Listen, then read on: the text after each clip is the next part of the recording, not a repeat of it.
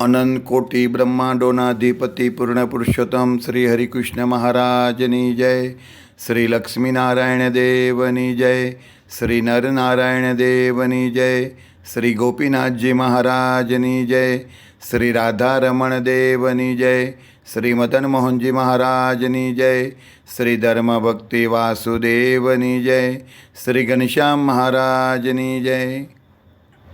વડતાલ ગાદીપતિ વિદ્યમાન આચાર્ય સનાતન આચાર્ય મહાસમર્થ આચાર્ય ગુરુ શ્રી અજેન્દ્ર પ્રસાદજી મહારાજની જય. પરમ પૂજ્ય ધર્મધુરંધર 108 ભાવિ આચાર્ય શ્રી નુગેન્દ્ર પ્રસાદજી મહારાજની જય. પરમ પૂજ્ય ધર્મધુરંધર સર્વે આચાર્ય મહારાજની જય. સમગ્ર ધર્મકુળ ભક્તિકુળ ભગવાનના વાલા સર્વે મુક્તો સર્વે સંતો ભક્તોના ચરણોમાં કોટી કોટી સાષ્ટાંગ દંડવટ વંદન પ્રણામ સાથે સૌ ભક્તોને જય શ્રી સ્વામિનારાયણ.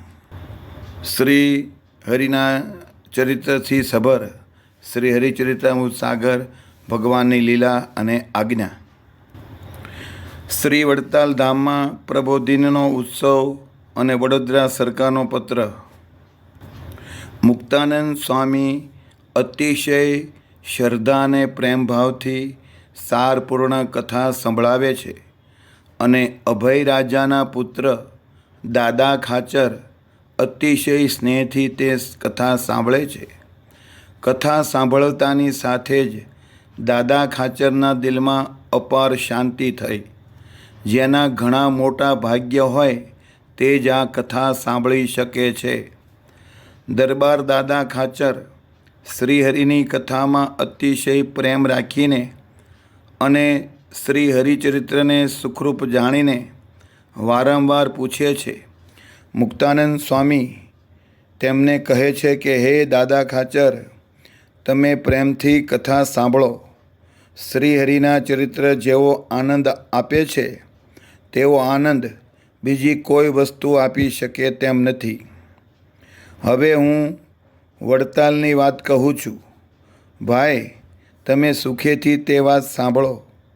અન્નકોટ ઉત્સવ પછી પોતાના માતા પિતા ભક્તિ અને ધર્મદેવ તેમનો જન્મદિવસ વળી પ્રબોધની એકાદશીનો ઉત્સવ જાણીને ધર્મકુમાર શ્રીહરિએ તે બંને ઉત્સવને વડતાલ કરવાનો નિશ્ચય કર્યો. સુખના સાગર ભગવાન શ્રીહરિએ શ્રી અયોધ્યાવાસીને અને સંતો ભક્તોને સાથે લીધા. ઘનશ્યામ પ્રભુ ગઢપુરથી ચાલ્યા તે રસ્તામાં આવતા બોટાદ ગામ પહોંચ્યા. ત્યાં સાળંગપુર અને કુંડળ જઈને બધા ભક્તોને દર્શન દીધા.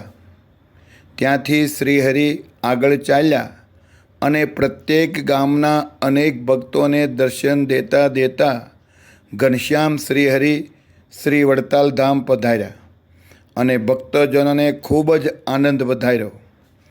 જેનું મન ભગવાન શ્રીહરિમાં જોડાયેલું હતું એવા બધા જ હરિભક્તો શ્રીહરિની સન્મુખ આવ્યા. જોબન પગી અને વાસણ સુતાર આદિક અપાર હરિભક્તો હતા. સૌએ શ્રીહરિની આવીને પૂજા કરી અને ઘણા પ્રેમથી શ્રીફળ અર્પણ કર્યા. સૌએ પ્રેમથી ફૂલહાર પહેરાવ્યા અને અનેક દંડવટ પ્રણામ કર્યા. વળી વડતાલ ધામમાં રહેનારા જે સંતો હતા તે પણ સન્મુખ આવ્યા અને તેમણે પણ અતિશય પ્રેમથી દંડવટ પ્રણામ કર્યા. શ્રીહરિ ખૂબ જ રાજી થઈને પોતાની ભુજામાં લઈને સૌ સંતોને ભેટ્યા. બાથમાં લઈને મહારાજ સૌ સંતો ભક્તોને ભેટ્યા અને સાથે સૌને કુશળ સમાચાર પૂછ્યા. કેમ છો બધાએ, મજામાં છો ને? પછી ત્યાંથી ચાલવા તૈયાર થયા. તે પછી ધામધૂમપૂર્વક સૌની સાથે ચાલ્યા. દીનાનાથ પ્રભુ શ્રીહરિ પ્રેમથી વડતાલ ગામમાં પધાર્યા. ભક્તોને માટે પ્રાણજીવન કહેવાતા શ્રીહરિએ શ્રી લક્ષ્મીનારાયણ દેવના દર્શન કર્યા. પછી હરિમંડપમાં જઈને ઉતારો કર્યો વડતાલના હરિભક્તો શ્રીહરિની સાથે આવેલા સંતો અને ભક્તોને ઘણા પ્રેમથી મળ્યા અને હરિભક્તો પણ પરસ્પર ભેટ્યા. શ્રીહરિની સાથે આવેલા બધા જ હરિભક્તોને પોતાના મહેમાન ગણીને વડતાલવાસી હરિભક્તોએ યથાયોગ્ય રીતે સૌને ઉતારા આપ્યા. પ્રિયતમ શ્રીહરિએ વડતાલ ધામમાં પ્રબોધની એકાદશીનો સર્વોત્તમ મહાન ઉત્સવ કર્યો. સંતો અને નિપુણ હરિભક્તોની સાથે એકાદશીનું વ્રત કર્યું અને વાલમજીએ રાત્રે જાગરણ પણ કર્યું. પછી શ્રીહરિએ બારસને દિવસે સંતો અને હરિભક્તોને મન ગમે તેવી સરસ રસોઈ કરાવી. વળી શ્રીહરિ પોતે શ્રી અયોધ્યાવાસીને ઉતારે આવ્યા અને પ્રેમથી થાળ જેમાં. પછી સંતો અને હરિભક્તોને જમાડ્યા. બ્રાહ્મણોને દાન આપીને તેમને ઘણા સુખી કર્યા. જ્યારે બપોર પછી અપરાહકાળ થયો ત્યારે દયાળુ ધર્મપુત્ર શ્રીહરિ શ્રી લક્ષ્મીનારાયણ દેવના મંદિરની સામે બિછાવેલો એક સુંદર પલંગ હતો તેના ઉપર બિરાજમાન થયા. પ્રિયતમ શ્રીહરિની આગળ સુંદર સભા બેઠી હતી. પછી શ્રીહરિએ કહ્યું, સૌ બુદ્ધિમાન સંતો અને હરિભક્તો સૌ સાંભળો. તમે સૌ પોતાનું મહાન ભાગ્ય સમજો કે જેને લીધે તમને સૌને આ સત્સંગમાં રહેવાની જગ્યા મળી છે. સત્સંગથી જ સૌ સુખી રહે છે અને સત્સંગથી જ સૌ ભગવાનના ધામમાં જાય છે.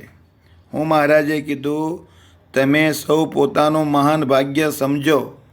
વાલા ભક્તો, આપણને મૂળ સંપ્રદાયમાં મૂળ મંદિર મળ્યું, મૂળ દેવ મળ્યા, મૂળ શાસ્ત્ર મળ્યા, મૂળ આચાર્ય મહારાજ મળ્યા, ધર્મકુળ આશ્રિત ભગવાનના પુત્ર આચાર્ય મહારાજે આપેલી દીક્ષા એવા સંતો મૂળ મળ્યા અને આવા હરિભક્તો મળ્યા. આપણે ભગવાનની કૃપા થઈ તે આ બધું આપને આ યોગ મળ્યો છે. મહારાજ શું કહે છે, તમે સૌ પોતાનું મહાન ભાગ્ય સમજો કે જેને લીધે તમને સૌને આ સત્સંગમાં રહેવાની જગ્યા મળી છે. સત્સંગથી જ સૌ સુખી રહે છે અને સત્સંગથી જ સૌ ભગવાનના ધામમાં જાય છે. સત્સંગ સર્વ સુખનું ધામ છે. સુખી થવું હોય તો સત્સંગ કરવો પડશે ને કરવો પડશે. કેમ કે સત્સંગ સર્વે સુખનું ધામ છે. તમામ સુખ જોતા હોય તો સત્સંગ અવશ્ય કરવો પડશે ને પડશે. માટે રાત દિવસ તમારે સત્સંગ કરવો. આ કોણ કહે છે? સ્વામિનારાયણ ભગવાન. કોને કહે છે? સંતો ભક્તોને. આ રીતે પ્રગટ શ્રીહરિએ પ્રસન્નપણે સત્સંગના મહિમાની ઘણી વાતો કરી. બરાબર તે સમયે તે સભામાં વડોદરાના એક પ્રધાન નારૂપંત નાના નામે હતા તે આવ્યા અને સત્સંગથી ઘણા સુખી એવા બીજા બધા ભક્તો પણ સાથે આવ્યા. નારૂપંત નાનાએ વડોદરા સરકારનો વિનંતી પત્ર દીધો. પ્રધાન નારૂપંત નાનાએ શ્રીહરિને દંડવત પ્રણામ કર્યા અને ગાયકવાડ સરકારે જે પત્ર આપ્યો હતો તે શ્રીહરિને દીધો. પછી સભામાં બેઠા. ગાયકવાડ સરકારનો તે પત્ર પ્રભુ શ્રીહરિએ પ્રેમથી વાંચ્યો. શ્રીહરિને વડોદરા શહેરમાં પધરાવવા માટે તે પત્રમાં અપાર વિનંતી કરી હતી. પછી સાયંકાળે દીનદયાળુ પ્રભુ શ્રીહરિ ગોમતી સરોવરને કાંઠે આંબા નીચે બિછાવેલા પલંગ ઉપર જઈને બિરાજમાન થયા અને ત્યાં સભા કરી. તે સમયે સૌ સંતો પ્રિયતમ શ્રીહરિની સન્મુખ બેઠા અને ઘણા બુદ્ધિમાન ભક્તો પણ બેઠા હતા અને તે સભામાં ઘણી જાતના પ્રશ્નો ઉત્તર કર્યા. સભામાં સર્વે ભક્ત સમુદાયને ખૂબ રાજી કરીને શ્રીહરિ પાછા મંદિરમાં આવ્યા. ત્યાં ઘણા પ્રેમથી શ્રી લક્ષ્મીનારાયણ દેવની સંધ્યા આરતી કરી. તે આરતીના દર્શન કર્યા પછી શ્રી હરિએ નારાયણ ધૂન કરાવી અને સંતો સ્તુતિના સુંદર શ્લોક બોલ્યા.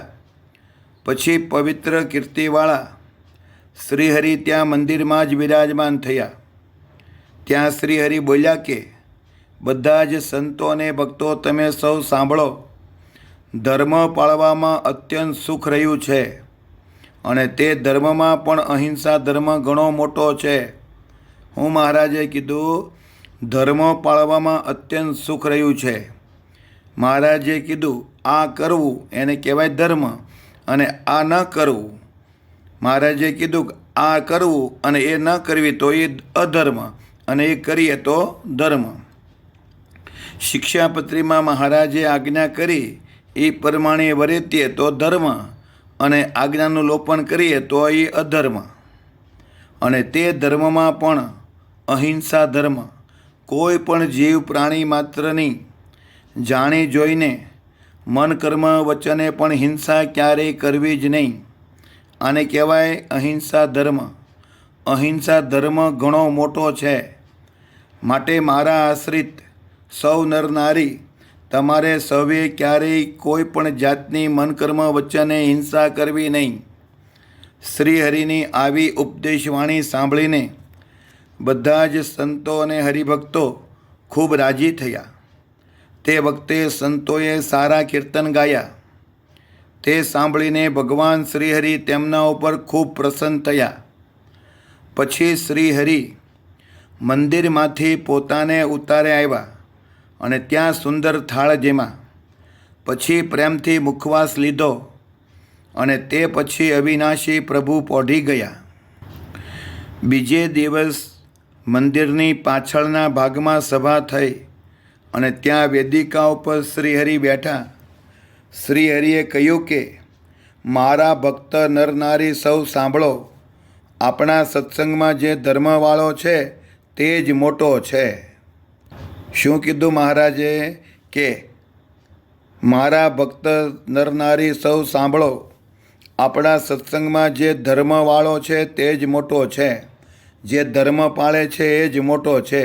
અને ધર્મ નથી પાળતા એ કદાચ ઉંમરમાં મોટા હોય, જૂના હરિભક્ત હોય કે જૂના સંત હોય કે મોટા સંત હોય, પણ જે ધર્મ નથી પાળતા એ મોટા નથી, એ બધાય નાના છે. જે ધર્મ પાળે છે, જેને જ્ઞાન છે, જેને સમજણ સારી છે એ મોટા છે. મહારાજે વચનામૃતમાં કીધું જેને સમજણ સારી અને જે ધર્મ વધારે પાળે, કહેતા આજ્ઞા અમારી વધારે પાળે એ મોટો. અને જે આજ્ઞા લોપે અને જેનામાં સમજણ નથી, વિવેક નથી, એ ભક્ત નાનો. ધનવાન કરતાં ધર્મવાનની મહત્તા અધિક છે. શું કીધું મહારાજે? ધનવાન કરતાં એટલે કે રૂપિયાવાળા કરતાં ધર્મવાન છે એની મહત્તા અધિક કહેતા વધારે છે. કોઈ ધનવાન હોય તેને ધનને કારણે મોટો માનવો નહીં. મોટો તો ધર્મવાળો જ છે. જે ધર્મ પાળે એ જ મોટો છે, ધનવાન મોટો નથી. હા, ધનવાન મોટો છે પણ ધર્મવાન હોય તો. ધર્મનું પાલન કરતો હોય ને ધનવાન હોય તો મોટો કહેવાય. બાકી રૂપિયા ગમે એટલા હોય, લાખો કરોડો અબજો ખરવો નિખરવો રૂપિયા હોય, પણ ધર્મ જ ન હોય તો શાસ્ત્રની દૃષ્ટિએ એ ધનવાન નાનો છે. અને જે કદાચ ધર્મ પાળે છે એ ઝૂંપડામાં રહે છે, પતરાવાળી રૂમમાં રહે છે કે નળિયાવાળી રૂમમાં રહે છે, એક જ રૂમમાં રહે છે, તોય ભગવાન કી ધર્મવાળો મોટો છે. માટે સૌએ ધર્મમાં સારી રીતે રહેવું અને પ્રેમથી ભગવાનનું ખૂબ ભજન કરવું. પ્રગટ પ્રભુનો અને સંતો હરિભક્તોનો મહિમા અતિશય સમજવો. મહિમા સમજવાથી તુરંત કલ્યાણ થાય છે. અને આ સત્સંગમાં મહિમા સમજવાથી જ ભગવાનની પ્રાપ્તિ થાય છે. મહિમા જો હોય તો ક્યારેય વિદ્યમાન આચાર્ય હોય કે કોઈ પણ આદિ વિદ્યમાન ભાવિ કોઈ પણ આચાર્ય હોય, જો મહિમા હોય તો એનો અવગુણ આવે નહીં. જો એનો મહિમા ન હોય તો એમાં જરૂર અવગુણ આવે. એમ હરિભક્તોને માટે ધર્મકુળ આચાર્ય મહારાજ હોય કે સંતો હોય, જો સંતો ધર્મવાન હોય, ભક્તિવાન હોય, જ્ઞાની હોય, વૈરાગી હોય તો એમાં જરૂર એનો મહિમા રાખવો. પણ સંત બન્યા પછી કે મોટેરા આગેવાન હરિભક્ત બન્યા પછી જો એનામાં ધર્મ ન હોય, ભક્તિ ન હોય, જ્ઞાન ન હોય, વૈરાગ્ય ન હોય તો એનો મહિમા ન સમજીએ તો ચાલે. બાકી સત્સંગમાં મહિમા સમજવાથી જ ભગવાનની પ્રાપ્તિ થાય છે. આ રીતે વડતાલમાં શ્રીહરિએ ઘણો જ્ઞાનનો ઉપદેશ આપ્યો. તે સાંભળીને સૌ સંતો અને હરિભક્તો ખૂબ રાજી થયા. દયાળુ શ્રીહરિ જ્યાં સુધી વડતાલમાં રહ્યા ત્યાં સુધી એવો બંદોબસ્ત કર્યો હતો કે કોઈ અમદાવાદ દેશના હરિભક્ત જો થાળ કરાવે તો જેતલપુરના ગંગામાં તે થાળ બનાવે, અને વડતાલ દેશના હરિભક્ત જો થાળ કરાવે તો નડિયાદના જમનાબાઈ અને રેવાબાઈ થાળ બનાવે. હવેલીમાં આપેલા એક ઓરડામાં તે બહેનો થાળ બનાવતી હતી અને પ્રભુ શ્રીહરિ ત્યાં પધારી ઓસરીમાં સદાય થાળ જમતા હતા. ભગવાન ભાવનાના ભૂખ્યા છે. ભાવથી જેતલપુરના જીવણ ભગત મઠનો રોટલો લાવ્યા તોય મહારાજ એનો જીમા. માટે હે ભક્તો, જે કંઈ ભગવાનને અર્પણ કરવી એ ભાવથી અર્પણ કરવું. જળ હોય, ફ્રૂટ હોય, ફળ હોય, અનાજ હોય, કોઈ પણ વસ્તુ, ચીજ વસ્તુ હોય, કઠોળ હોય કે ફરસાણ મીઠાઈ હોય, બધું ભાવથી ભગવાનને અર્પણ કરવું તો મહારાજ ચોક્કસ એ આપણું અંગીકાર કરે છે, સ્વીકારે છે. શ્રી વડતાલ ધામમાં હવેલીમાં આપેલા એક ઓરડામાં તે બહેનો થાળ શુદ્ધ અને પવિત્ર રીતે બનાવતા હતા અને પ્રભુ શ્રીહરિ ત્યાં પધારી ઓરડામાં સદાય થાળ જમતા હતા. વડોદરા સરકારનો ભાવ જોઈને શ્રીહરિએ ત્યાં જવાનો નિશ્ચય કર્યો. સદગુરુ મુક્તાનંદ સ્વામી શ્રીહરિનો લીલારસ કહે છે અને દરબાર દાદા ખાચર સ્નેહથી સાંભળે છે. તે સર્વોત્તમ લીલારસને સ્વામી પાય છે અને તે રસને ભક્તજન પીવે છે. સદગુરુ મુક્તાનંદ મુનિ ઘણા હેતથી કહે છે કે હે ગઢપુર નરેશ દાદા ખાચર, તમે સાંભળો, હું શ્રીહરિની વડતાલની લીલા સંભળાવું છું કે જેનાથી પરમાત્મા શ્રીહરિ પ્રસન્ન થાય. શ્રીહરિ વડતાલ ધામમાં રહીને નિત્ય નવી નવી લીલા કરે છે. તે લીલા સ્વરૂપના દર્શન કરીને પ્રેમી ભક્તો માલામાલ થઈ જાય છે. સર્વ અવતારી પ્રગટ પ્રભુ શ્રી સહજાનંદ સ્વામી પોતાના ભક્તજન ઉપર પ્રસન્ન થઈને નિત્ય નવો નવો આનંદ આપે છે. શ્રી ઈચ્છારામભાઈના મોટા પુત્ર ગોપાલજી ઘણા પવિત્ર છે. એક દિવસ તેઓ શ્રીહરિની પાસે આવ્યા અને શ્રીહરિને વિનયભરી બહુ જ વિનંતી કરી, હે મહારાજ, આ સમયમાં આપ અમારા કુળમાં પ્રગટ થયા છો, પણ અમે આપની વિશેષ સેવા કરી નથી. જોકે હાલમાં આપે અમારા ઉપર ઘણી કૃપા કરી છે, છતાં પણ અમે પૂરો લાભ લીધો નથી. અરે, અમે આ શું કર્યું? બીજી ભક્ત સ્ત્રીઓ આપને માટે થાળ કરે અને દયાળુ આપ ખુશીથી તે થાળ જમો છો, તો પછી આ વખતે અમારે આપની સેવા કઈ રીતે કરવી? એટલા માટે કૃપાળુ મહારાજ, આપ અમારા હાથનો થાળ જમો તો બહુ સારું કહેવાય. આ રીતે ગોપાળજી મહારાજે હૃદયના ભક્તિભાવથી નીતરતી ઘણી પ્રાર્થના કરી. ત્યારે શ્રીહરિએ તેમની વાતને દિલમાં ધારી. પછી તેમને થાળ કરવાની આજ્ઞા આપી. ત્યારે ગોપાળજી મહારાજ ખૂબ ખુશી થયા. પછી તેણે મેના નામની પોતાની પત્નીને બધી જ વાત કહી. મોટા મોટા યજ્ઞ આદિક આરાધનાના સાધન પણ જે મહાપ્રભુને લેશ માત્ર પણ તૃપ્ત કરી શકતા નથી. હું કીધું, મોટા મોટા યજ્ઞ આદિક આરાધના જે કોઈ કરે, મોટા મોટા સાધનો કરે ભગવાનને રાજી કરવા માટે, પણ જે મહાપ્રભુને લેશ માત્ર પણ તૃપ્ત કરી શકતા નથી, એવા દેવાધિદેવ કાળના પણ કાળ, ઈશ્વરના પણ ઈશ્વર અને દીનદયાળુ સર્વ અવતારી શ્રી હરિકૃષ્ણ મહારાજે આપણી વિનંતી સાંભળી છે. માટે પ્યારા તે શ્રીહરિ કૃપા કરીને આપણે ઘેર થાળ જમવા પધારશે. તો શ્રીહરિનો થાળ બનાવતા તમારે શીખવું. નડિયાદના રેવાબાઈ આદિ બહેનો ઘણી દયાળુ છે. તો હવે તેમની પાસે તમે ગુજરાતની ઢબે રસોઈ શીખો. કારણ કે શ્રીહરિ ખાસ કરીને આપણે ઘેર થાળ જમવા પધારશે. આપણા ઘણા મોટા ભાગ્ય છે કે આપણને ભગવાનની સેવા મળી છે. આવો લાભ ક્યારેય ન મળે. આ સેવા તો ભવ બ્રહ્માને પણ દુર્લભ છે. મનમાં અતિશય મહિમા સમજીને પ્રેમથી થાળ બનાવો. દયાળુ શ્રીહરિ અહીં પધારીને તમારા હાથનો થાળ ભાવથી જમશે. પોતાના પતિ ગોપાળજીના આવા વચન સાંભળીને તેમના પત્ની મેનાબાઈ ખૂબ ખુશી થયા. પછી તેણે રેવાબાઈની આગળ આવીને બધી જ વાત સ્પષ્ટ કહી. પછી મેનાબાઈએ રેવાબાઈ પાસેથી ગુજરાતી ઢબની બધી જ રસોઈ સારી રીતે શીખી લીધી. તે સમયે રેવાબાઈ એમ બોલ્યા કે અમે જે સેવા કરતા હતા તેમાં તમે પ્રેમ વધારીને ભાગ પડાવ્યો છે. અરે બાઈ, તમારી ભક્તિને ધન્ય છે, ધન્ય છે. ત્યાર પછી હૃદયમાં ખૂબ જ હેત લાવીને મેનાબાઈએ શ્રીહરિને માટે રસોઈ તૈયાર કરી.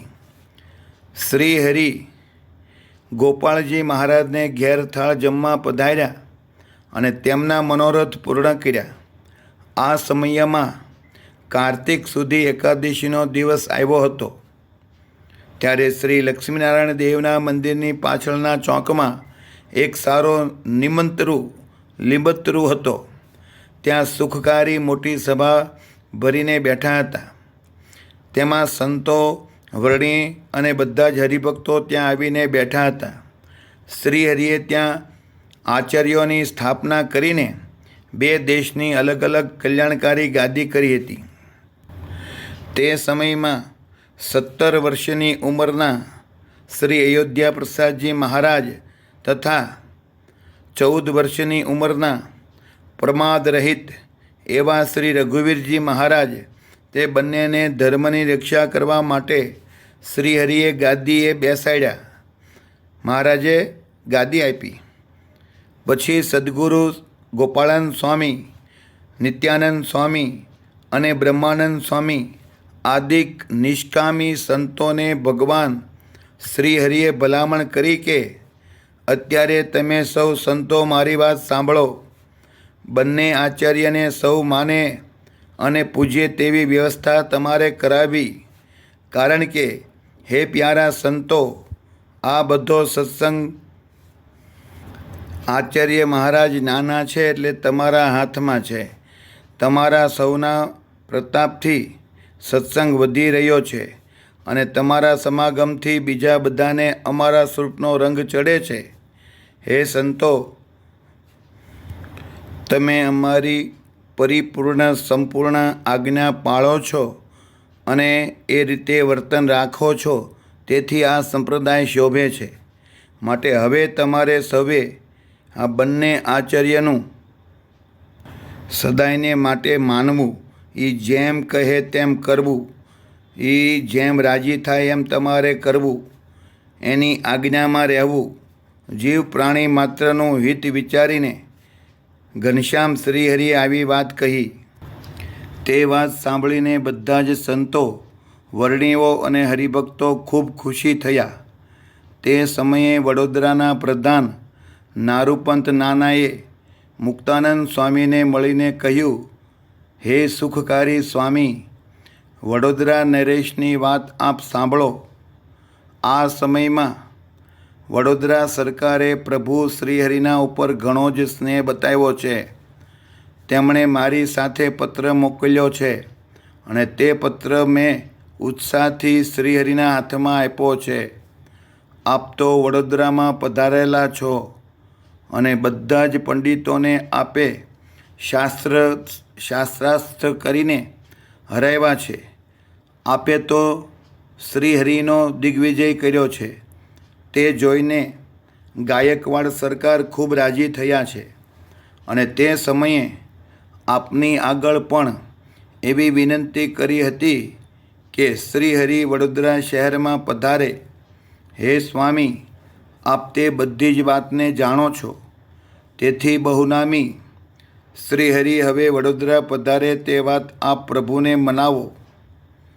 આપ કોઈ એવી યુક્તિ કરો કે જેનાથી સરકારનો મોક્ષ થાય અને સરકારના દિલમાં જે અતિશય ભાવ છે તે ભાવપૂર્ણ તેમની ઈચ્છાને મહાપ્રભુ શ્રીહરિ પૂર્ણ કરે. પછી મુક્તાનંદ સ્વામીએ નારૂપંત નાનાની પાસે બેસીને તે અંગે ચોક્કસ વિચાર કર્યો. પછી નારૂપંત નાનાની સાથે મુક્તાનંદ સ્વામી સભામાં આવ્યા અને ગાયકવાડ સરકારના પત્રની બાબતમાં વાત કરતા મુક્તાનંદ સ્વામીએ સુખદાયક શ્રીહરિને કહ્યું કે હે મહારાજ, ગાયકવાડ સરકાર સયાજીરાવ દિલના ઘણા વિશાળ છે. તેમને આપના સ્વરૂપમાં શ્રદ્ધાપૂર્વક ઘણો ભાવ છે. સંતોના મુખથી આપનો પ્રભાવ તેમણે ખૂબ સાંભળ્યો છે.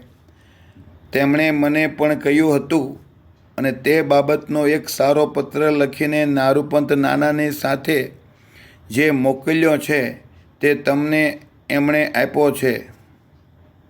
માટે હે નાથ, આપે વડોદરા શહેર પધારવું તે ઘણું યોગ્ય છે તેવું મારું માનવું છે. ત્યારે શ્રીહરિએ નારૂપંત નાનાને કહ્યું કે અમે સંતોની સાથે વડોદરા જરૂર આવશું. હવે તમે આગળ વડોદરા જાઓ અને સરકારને બધી જ વાત કહો. અમે પોતે આજથી ચોથે દિવસે વડોદરા આવશું. શ્રીહરિની આજ્ઞા થવાથી નારૂપંત નાના વડોદરા ગયા અને ત્યાં પહોંચી સરકારને બધી જ સુખદ વાત કહી સંભળાવી. વળી એવા સમાચાર આપ્યા કે શ્રીહરિ વડોદરા આવશે. આવા બધાયના સમાચાર સાંભળીને સરકાર ખૂબ ખુશી થયા. પછી ગાયકવાડ સરકારે શ્રીહરિ અને સંતોને માટે ઉતારા વગેરેની બધી જ તૈયારી કરાવી. શ્રીહરિ રાજી થાય તેટલા માટે તેમણે પોતાના મસ્તુ બાગમાં સારા તંબુ બંધાવ્યા. સદ્ગુરુ મુક્તાનંદ સ્વામી આ ભક્તિપૂર્ણ રસદાર કથાને ઘણા જ ભાવથી કહી રહ્યા છે.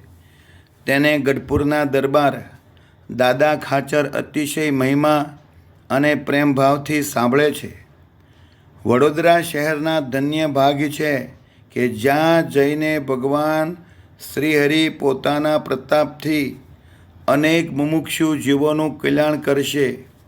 વડોદરાના ગાયકવાડ સરકાર સયાજીરાવ પોતે શ્રીહરિના આવવાના સમાચાર સાંભળી નિષ્કપટ ભાવથી એકદમ વિહળ જેવા થઈ ગયા. દિલમાં ખૂબ જ આનંદ પામ્યા અને શ્રીહરિના સ્વાગતની તૈયારી કરવા લાગ્યા. આ બાજુ નારૂપંત નાના વડોદરા જવા નીકળી ગયા બાદ ભક્તજનોના ચિત્તને પોતાના સ્વરૂપમાં ખેંચતા એવા શ્રીહરિ સંતો અને હરિભક્તોના સમુદાયને સાથે લઈને વડતાલથી ચાલ્યા. વિક્રમ સંવત 1882ના વર્ષના સુંદર કાર્તિક વદી પડવાને દિવસ નિપુણ શ્રીહરિ વડોદરા જવા માટે નીકળ્યા. પહેલાં સાકરદા ગામ આવ્યા.